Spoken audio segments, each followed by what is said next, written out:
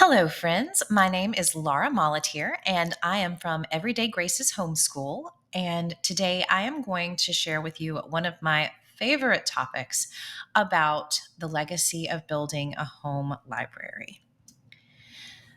So, why is it worth the work to build a library that your children's children can enjoy? What makes it a worthwhile expenditure of our time and our financial resources to build a library in our homes?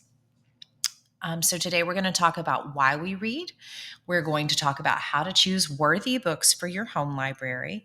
And we're going to talk about how to build a home library within your family's budget. I'm going to share a few of my favorite quotes with you that sort of encapsulate why we read.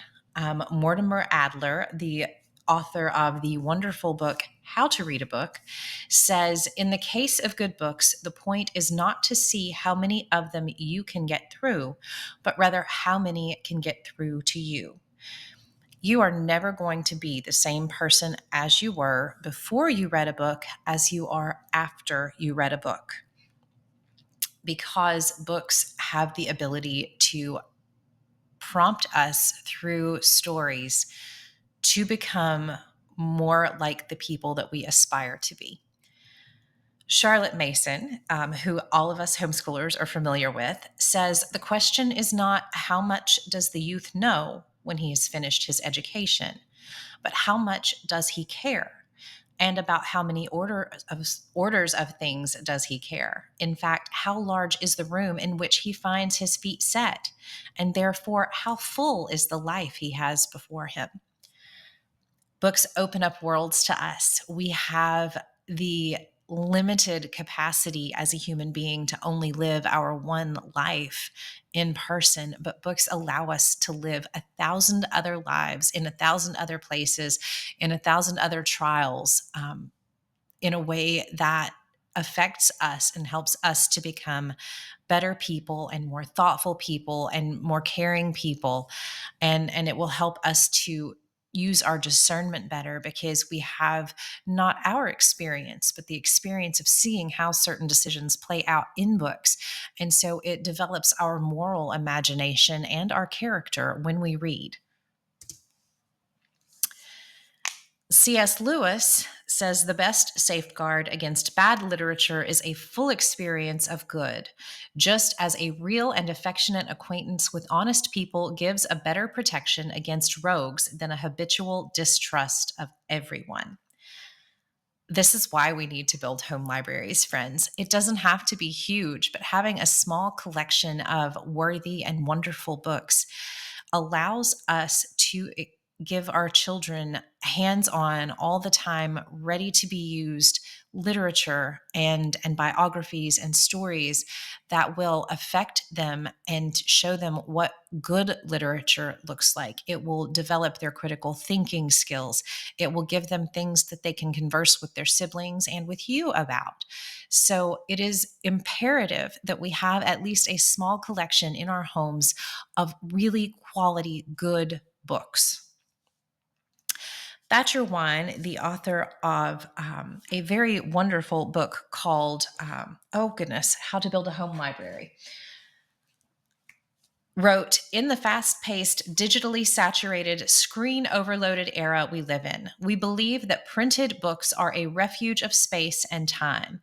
It's okay to slow down and read. It's okay to fill your home and your shelves with printed books and to celebrate the comfort and meaning they provide in our lives.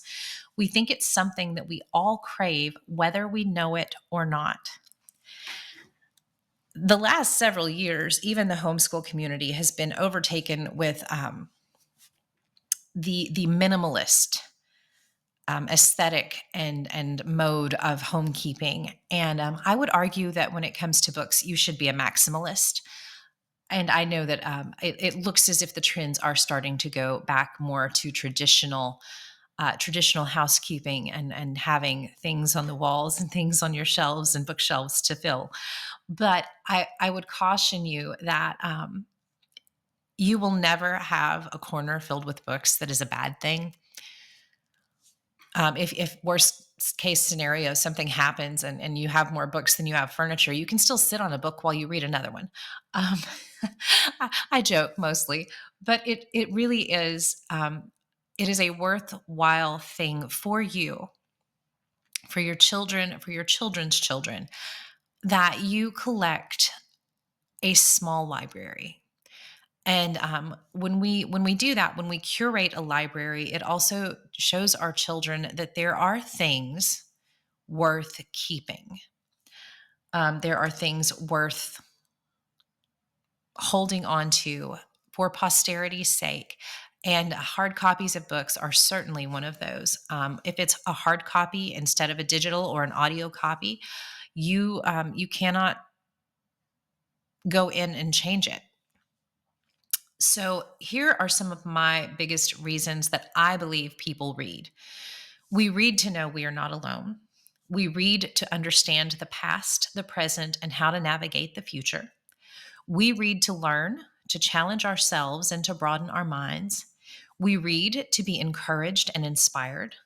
We read to enter other worlds, times, and places.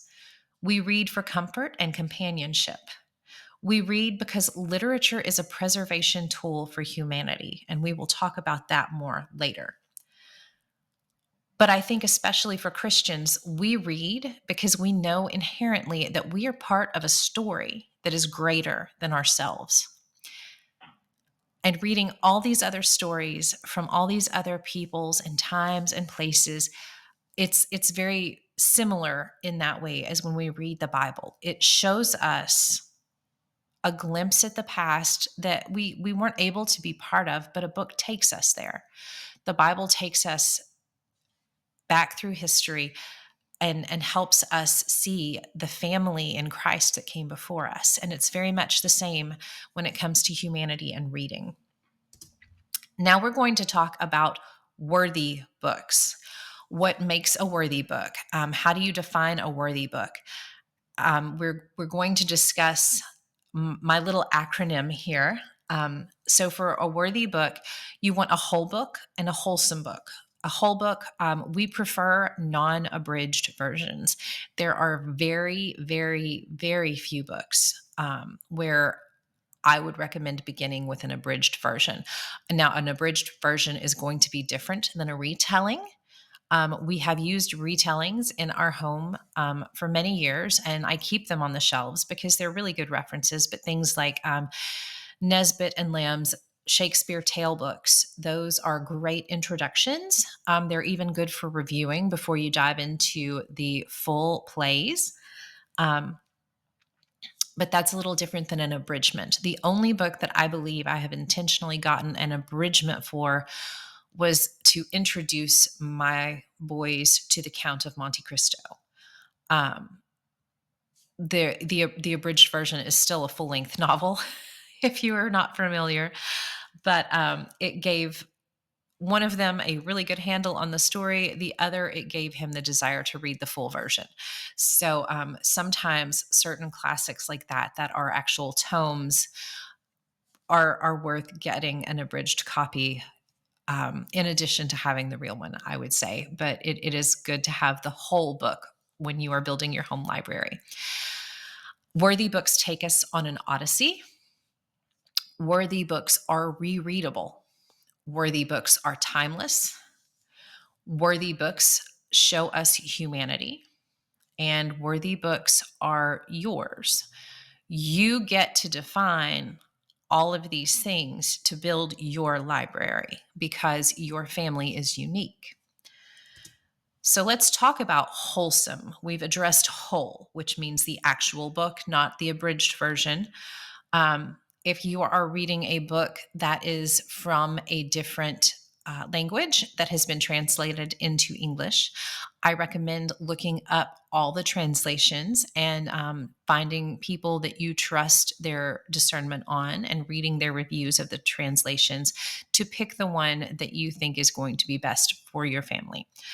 But wholesome, the definition, according to Webster's 1828, tending to promote health, favoring health, salubrious, as wholesome air or diet, a wholesome climate. Sound, contributing to the health of the mind, favorable to morals, religion, or prosperity, as wholesome advice, wholesome doctrines, wholesome truths. Useful, salutary, conducive to public happiness, virtue, or peace, as a wholesome law. That utters sound words, just like Proverbs 15:4 says, a wholesome tongue is a tree of life. Kindly, pleasing, as a wholesome answer. A wholesome book is one that builds us up. It is one that is truthful. It is one that is honest. It is one that will allow conversations to happen around the content. It does not glorify the villain. One of the things that has become very prominent in literature over the last 40 years is what I call twisted fairy tales, where the vampire or the wizard or the dragon, where those become the good guys. Twisted fairy tales allow the wolf to win in the end, and it's somehow justified that Little Red Riding Hood got eaten. Those sorts of things are not what falls under the wholesome category. That doesn't mean that there's not going to be anything negative. There is often hardship, trial. There can even be violence. Certainly not gratuitous violence that's super detailed in its description, but a wholesome book will have hardships because that's life. We have hardships in life, and a wholesome book is going to show consequences for the villains. It's going to show sometimes that our main character makes a bad choice and then has to deal with the consequences of that. It's going to show repentance, redemption. Wholesome stories are good for the soul. They help us develop that moral imagination that is so imperative for navigating life. Worthy books take us on an odyssey. Books take us on a journey. There's so many different quotes from so many different people, but with a book you can live 1,000 lives. You can travel all over the place. You can go down the Silk Road with Marco Polo. There are incredible advantages to reading books that broaden our minds and broaden our horizons. One of my favorite things for middle grades and high school is fairy tales from different cultures. Russian fairy tales, Nordic fairy tales, Viking fairy tales, Irish fairy tales. You've got the Native American folk tales. You've got the folk tales and fairy tales from places like Africa and China. All these things give you a glimpse into those cultures and how they look at life, and that is something that is very helpful for our children in understanding why certain people are the way that they are, why certain countries are the way that they are. Learning about geography through living books that teach you about the places, that also helps because the geography often defines how those people have lived for hundreds or thousands of years, and it allows our children to become world citizens. They are able to look at things with a much broader and deeper perspective than a lot of people who don't read. Worthy books are rereadable. Francois Mauriac says, "Tell me what you read, and I'll tell you who you are is true enough. But I'd know you better if you told me what you reread." The books on our shelves tell a story. They tell a story of who we were, who we are, and who we aspire to be. The books with the worn covers and the bent pages that have been visited multiple times are an insight into the things that speak to us. Everybody should have at least a few books on their shelves that they have reread. Often these books will be classics. They might even be, considered sort of modern classics. But there are books that teach us different things at different points in our lives. Great Expectations is certainly an excellent read for your high schooler, but they won't get nearly as much out of it from that read as they will when they go back to read it in their 30s. The same can be said for books like Gift from the Sea by Anne Morrow Lindbergh. That book is not meant for 20-year-old women, but I would recommend 25-year-olds read it and read it again at 35 and again at 45, because it's one of those books that you get something different from every time you read it. So our worthy books are rereadable by us and by our children. And that's one of the beautiful things about picture books as well. And you will notice our children will always gravitate to one or two favorite picture books when they're little. And the reason is usually because they are beautiful books. They are true books or they are funny books, but they are favorites. And so you want books on your shelves that are favorites that can be reread. Worthy books are timeless. Stories that ring with truth never become obsolete. What is learned from a timeless tale will hold true in every age. Classics are classics for a reason. We have a lot of people in the world now pushing back, saying that classics are old, they're regressive, we don't need to read them anymore, they don't have any value anymore.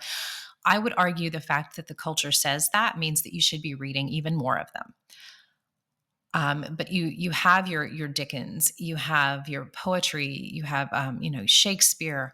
All those things are worthy books. They are worthy reads. Now, Shakespeare is not necessarily meant to be read, but it is good to have a few hard copies on your shelves because there's just incredible language in Shakespeare. You have books by Nathaniel Hawthorne. A lot of people don't like them anymore. But again, they were classics. There are so many things that people have lost. Very few people read Spencer Green's The Fairy Queen anymore. It's a beautiful, beautiful piece of work. We have Plutarch, Herodotus, all of these classics that have fallen by the wayside were read over and over for hundreds and thousands of years. Sometimes the Odyssey, the Iliad, Beowulf. All of these things are worthy reads. They teach us about humanity. The truths that they teach are timeless. People being drawn in by power. That's a story that's told over and over and over because it's true. Those stories are supposed to fill our moral imagination with warnings so that we, if we feel ourselves being drawn to something like that, have that sort of automated roadblock that comes up and says, hey, wait a minute, this is how this always ends. Do we really want to go down that road? You want books like that on your shelves, and you want stories that appeal to every age group that fall within that category. So, yes, worthy books are always going to be timeless because truth, we know, does not change. Talking about humanity, literature is the one thing that even throughout the ugliest periods of history still helps people to hold on to humanity. During the Bolshevik Revolution and the gulags, Alexander Solzhenitsyn wrote about how important it was to have those things that remind you of your humanity. So here we have Barbara Tuchman. She says books are the carriers of civilization. Without books, history is silent, literature dumb, science crippled, thought and speculation at a standstill. Without books, the development of civilization would have been impossible. They are engines of change, as the poet said, windows on the world and lighthouses erected in the sea of time. They are companions, teachers, magicians, bankers of the treasures of the mind. Books are humanity in print. And we know that this is true because throughout time, every society that has burned books has done so to reduce the humanity of whatever group was being targeted. We know that in Germany, Hitler had huge book banning parties of books that were written by Jews or other groups that he did not think were human. And so it is imperative to have these bits of history and humanity and beauty on our shelves in our homes.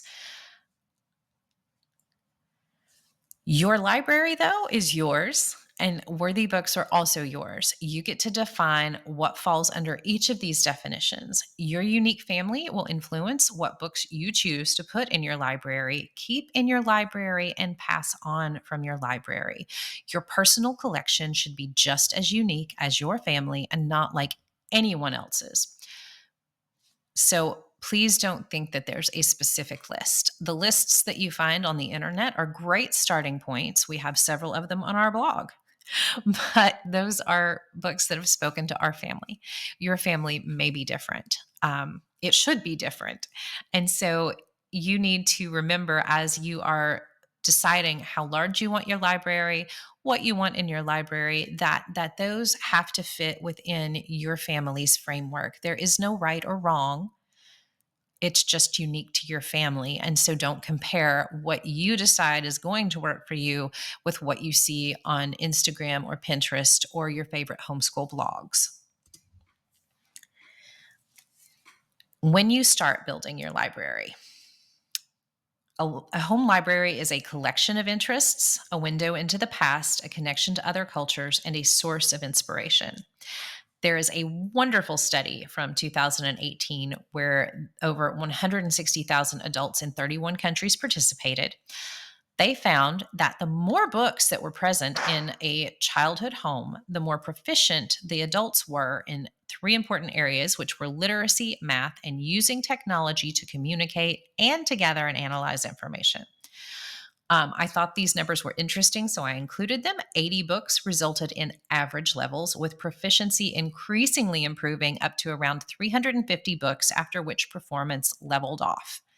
So, again, you don't have to have a huge collection. We have around 3,000 books in our home, but I have been collecting a home library since I was 8 years old, an intentional home library since I was 8 years old, and I am now over 40. So do the math. It's taken me a long time to put all that together. And quite a few of ours at this point are history books, because I also have a history lover, and we have a fair number of science books because I also have a science lover. So your library, again, will be cultivated around your children. My part of the library is a lot of literature selections because that is what I love. So your library is going to look different according to your family. But cultivating a home library also has the advantage of hard copies, which prevents the book from being edited into whatever is considered politically correct at the time. We learn from history, and when it is altered or erased, we no longer have that window into the past, but a blurred or even destroyed image. This prevents us from building our critical thinking muscles and from deep discussions on morality and ethics. There have been instances in recent years where even children's books have been edited to reflect what is considered proper now. And I would argue that that gives a disadvantage to our children because language and references and things like that show us the mentality of the people and what they were doing. They don't excuse them. They just give us a window into whatever was going on at the time that these books were written, that we perhaps have moved past in a good or bad direction. But there are things in books that help us understand different times and different people. And when those are altered to fit our modern taste, then it becomes less than truth. It is not an accurate representation of the book when it was written. And so we have to be really careful with certain things as far as that goes, because we want to be able to share the good and bad parts of history with our children. That's how they learn. That's how the future generations get to make actual progress toward a better world. And so we need to be careful with that. And that is why I do advocate for hard copies of books. I have a Kindle. I love e-readers. I don't think there's anything wrong with them, but those copies can be edited, and you will never know unless you have the hard copy in hand to compare. When you are building your library, you want to include stories to make us brave. You want to include stories that inspire chivalry and virtue, like The Green Ember, The Wingfeather Saga, Sir Knight of the Splendid Way. Those are all excellent books for that. A lot of Shakespeare's histories have some fabulous virtue and bravery and hard discussions in them as well. Henry V is a favorite here. You want to include biographies of missionaries, leaders, and survivors of incredible trials because we need to be able to understand that there are people that have gone before us, that have suffered before us, and that made it through, or even if they didn't, they made it beyond into a better place. And we need to have that instilled in our children because knowing that there is more after this life is also a very big source of hope. So, some of our recommendations are biographies on like Amy Carmichael, Jim Elliot, church martyrs, America's founders, Gulag survivors for your high schoolers, things like that.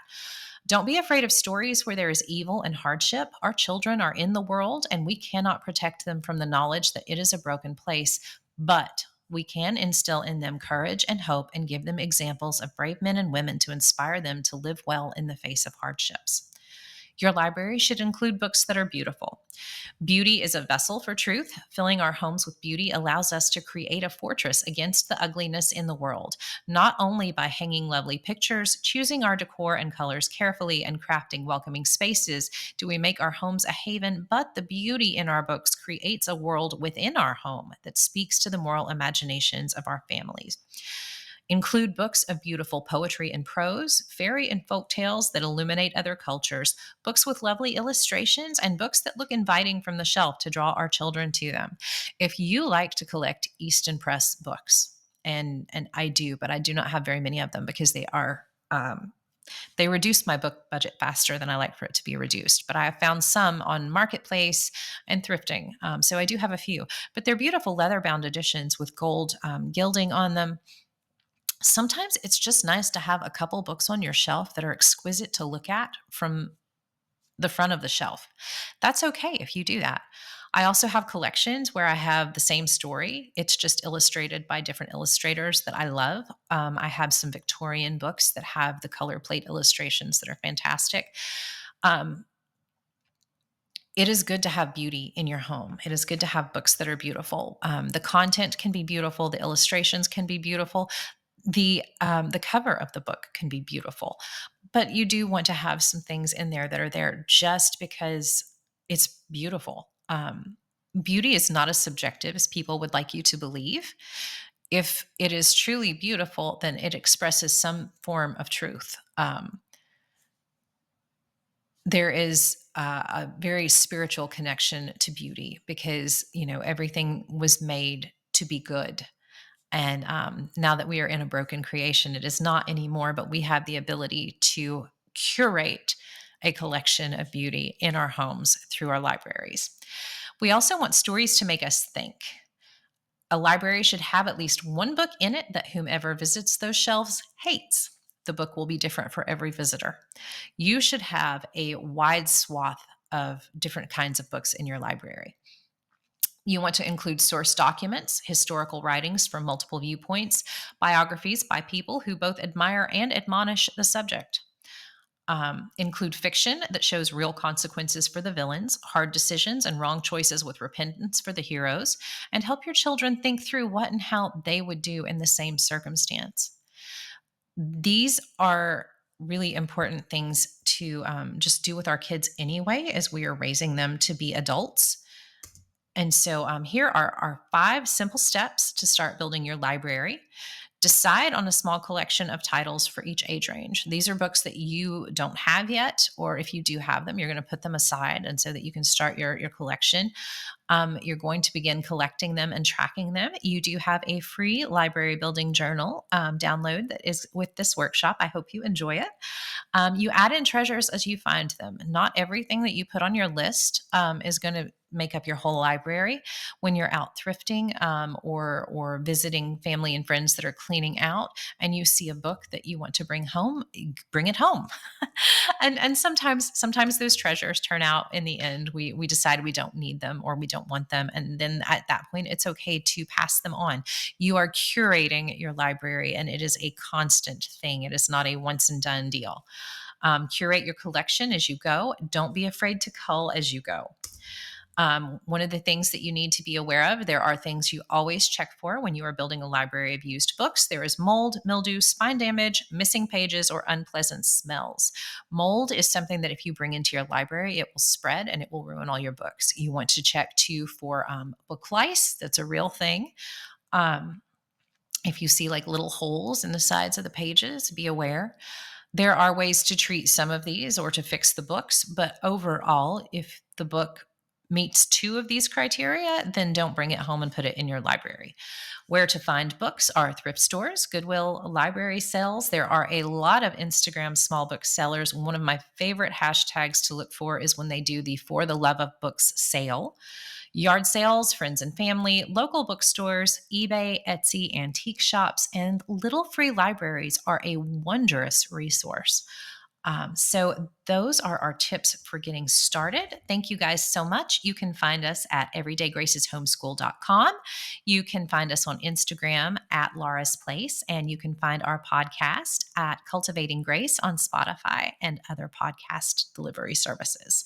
So, you all have a wonderful day, and thank you so much for joining us and building your home library.